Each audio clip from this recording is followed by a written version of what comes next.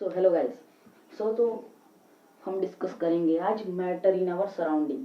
So matter in our surrounding क्या होता है भाई? तो फर्स्ट पॉइंट जो है पार्टिकल नेचर ऑफ मैटर, यही मेन मुद्दा होता है दोस्तों। यहाँ पर इजी दिया है, पर आप जब हायर क्लासेस में जाओगे ना भाई यार ये आपको बताएगा। अभी आगे एक चैप्टर है, is our surrounding matter is pure और नॉट, मीन्स हमारे आसपास की सराउंडिंग का मैटर प्योर है कि नहीं, तो उसे छोड़ दीजिए। अभी अभी हम बात करेंगे particle nature of matter. Okay, so what is particle nature of matter? So anything that occupies space and has mass and is felt by senses is called matter. Means matter वो जो मास ले, वॉल्यूम ले। आप कोई box है, उसे put किए तो उसका एक वजन होगा, उसका एक मास है वो, और वो कुछ जगह लेगा, तो उसी को बस मैटर कहते हैं। इसे हम सेंस कर सकते हैं, ठीक है। और ये 5 चीजों से बना होता है, जिसे हम पंच तत्व कहते हैं: air, earth, fire, sky and water. Then characteristic of particle of matter. So first point क्या कहता है? Made of tiny particles. जो मैटर होता है यार, ये टिनी पार्टिकल से बना होता है। एंड सेकंड पॉइंट क्या कहता है? Vacant exits in this particle. इनके बीच में गैप होता है। फर्स्ट पॉइंट में इनके बीच में क्या होता था? ये टिनी पार्टिकल से बने होते थे। दूसरा पॉइंट कहता है इनके बीच में स्पेस पाया जाता है। अब particles are in continuous motion, और इनका जो पार्टिकल्स है ये हमेशा कॉन्टिन्यूअस मोशन में होते हैं। और पार्टिकल्स आर हेल्ड टुगेदर, ये साथ ही में फोर्स ऑफ अट्रैक्शन लगाते हैं, ठीक है। सभी मैटर साथ ही में फोर्स ऑफ अट्रैक्शन लगाते हैं। First point, made of tiny particles. Matter टिनी particle से बना होता है। कोई भी चीज टिनी पार्टिकल से बनी होती है उसे मैटर कहते हैं, और मैटर भी टिनी पार्टिकल से बना होता है, जिसे हम कहते हैं एटम और molecule. So state of matter. So characteristic of particles of matter है। तो इतना हमने पढ़ लिया। अब स्टेट ऑफ मैटर क्या होता है? तो state of matter basic classifications of type. तो इसके 3 क्लासिफिकेशन में है: based upon particle arrangement, based upon energy of particle, based upon distance between particles. Means particles की अरेंजमेंट कैसी है, पार्टिकल्स में एनर्जी कम से है, कितनी एनर्जी है, और based upon distance of the particles, में डिस्टेंस कितनी है। ये मेनली 3 होते हैं: सॉलिड, लिक्विड, गैस। इनकी क्लासिफिकेशन अभी हम पढ़ते हैं। So solid, liquid, gas. No we have to write this. Okay, so solid fixed shape and definite volume. तो इसकी फिक्स्ड शेप होती है और डेफिनेट वॉल्यूम होती है। लिक्विड की फिक्स्ड शेप नहीं होती है और डेफिनेट वॉल्यूम होती है।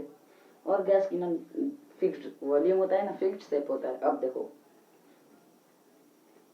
शेप मीन्स हुआ मतलब जैसे टेबल है, इसका एक फिक्स शेप है ना। अब लिक्विड का फिक्स शेप ही नहीं है, कि भी किसी फॉर्म में रह सकता है। जैसे हम लोटे में डालेंगे तो उसी फॉर्म का हो जाएगा, गिलास में डालेंगे उसी फॉर्म का हो जाएगा।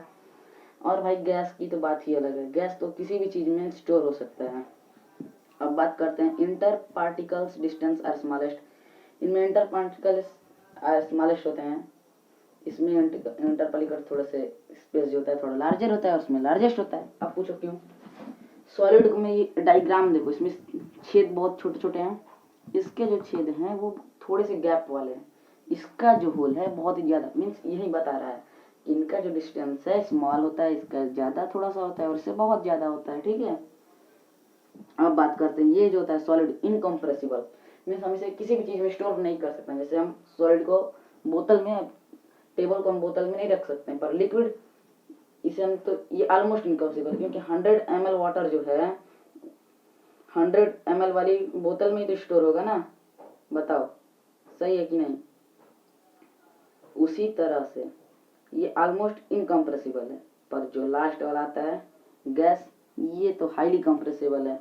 इसे हम किसी भी चीज में कंप्रेस कर सकते हैं, ठीक है। अब देखो, जो ये होते हैं solid high density and do not diffuse. जो सॉलिड है इनकी डेंसिटी ज्यादा होती है, इसलिए हम इसे जल्दी तोड़ नहीं सकते हैं, ठीक है। इसका मतलब ये होगा कि हम इसे जल्दी तोड़ नहीं सकते हैं। देन बात कर लेते हैं लिक्विड की। तो density is lowest than solid and diffuse, means इसकी डेंसिटी जो कम होती है, पर इसे हम तोड़ सकते हैं बहुत इजीली तरीके से। और गैस की तो डेंसिटी ही नहीं होती है, इसे तो हम कहीं पर भी कितने भी पार्ट्स में डिवाइड करते हैं। हम खुद नहीं कर सकते पर हम इस प्रैक्टिकल एक्सपेरिमेंट में से कर सकते हैं, क्योंकि इंटरमोलिकुलर स्पेस ही भाई लेस है।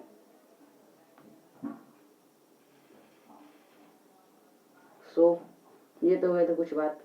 अब लास्ट वाला क्या कहता है, constituent particles are very closely packed. इसके जो पार्टिकल्स होते हैं वो बहुत ही ज्यादा क्लोजली पैक्ड होते हैं।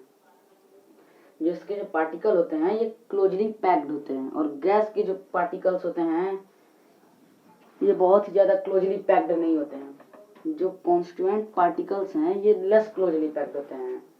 अब गैस की बात करते हैं, constituent particles are free to move, means ये इधर उधर मूव करते रहते हैं, ये फ्री होते हैं।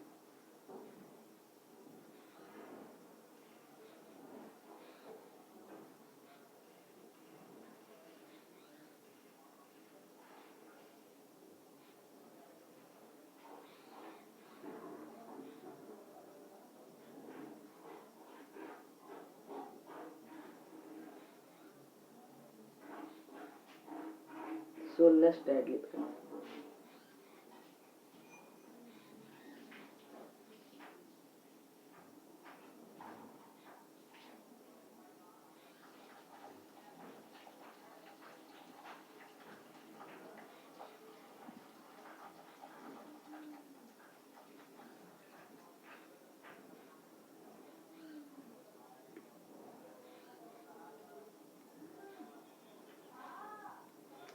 तो आज के लिए इतना ही, बाय बाय।